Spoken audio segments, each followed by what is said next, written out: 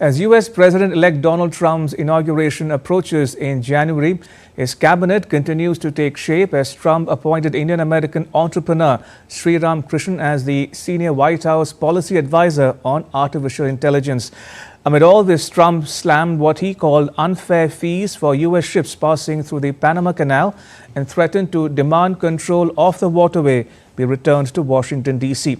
In response, Panama's President Raul Mulino said every part of the Panama Canal belongs to Panama and will continue to do so. Here's a report.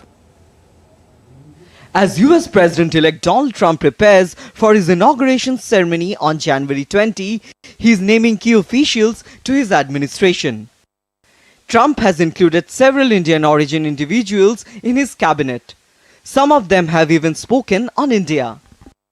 On Sunday, Trump appointed Indian-American entrepreneur and venture capitalist Sriram Krishnan as the senior White House policy advisor on artificial intelligence. Trump said Krishnan would shape and coordinate AI policy across the government. Earlier on November 30, Trump nominated Kash Patel for the powerful position of Director of the Federal Bureau of Investigation, making him the highest-ranking Indian American in his incoming administration. Trump also nominated former Republican presidential candidate Vivek Ramaswamy to co-lead the newly created Department of Government Efficiency.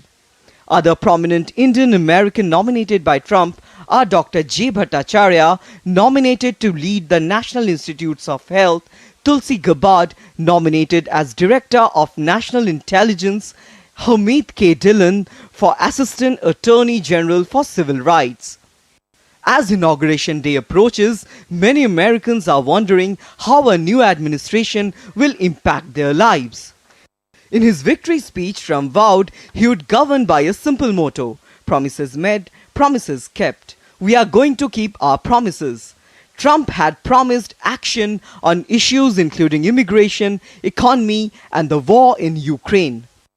Trump has threatened to reassert US control over the Panama Canal, accusing Panama of charging excessive rates to use the Central American Passage and drawing a sharp rebuke from Panamanian president. Speaking to a crowd of his supporters in Arizona on Sunday, Trump said he would not let the canal fall into the wrong hands, warning the potential Chinese influence on the passage.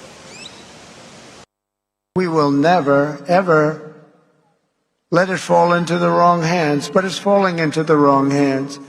It was not given for the benefit of others by a token of cooperation, but it was given to Panama and to the people of Panama, but it has provisions. You got to treat us fairly, and they haven't treated us fairly. If the principles, both moral and legal, of this magnanimous gesture of giving are not followed, then we will demand that the Panama Canal be returned to the United States of America in full, quickly, and without question. Trump also asserted that the canal, a critical maritime passage connecting the Atlantic and the Pacific Oceans, was foolishly given away by the United States. When President Jimmy Carter foolishly gave it away for $1. During his term in office, it was solely for Panama to manage and not for China or any other country to manage. You see what's going on there? China.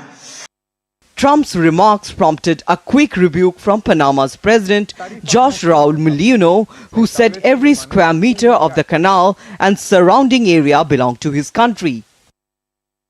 I want to express that every square meter of the Panama Canal and its adjacent areas belong to Panama and will continue to belong to Panama. The sovereignty and independence of our country are not negotiable. The canal is not controlled directly or indirectly by China, the European Community, the United States, or any other power. As a Panamanian, I reject any statement that misrepresents this reality. The United States largely built the canal and administered territory surrounding the passage for decades. But the United States and Panama signed a pair of accords in 1977 that paved the way for the canal's return to full Panamanian control. The US handed over control of the passage in 1999 after a period of joint administration. Up to 14,000 ships cross the canal per year, including container ships carrying cars, natural gas and other goods, and military vessels. Dheeraj Das report for DD India.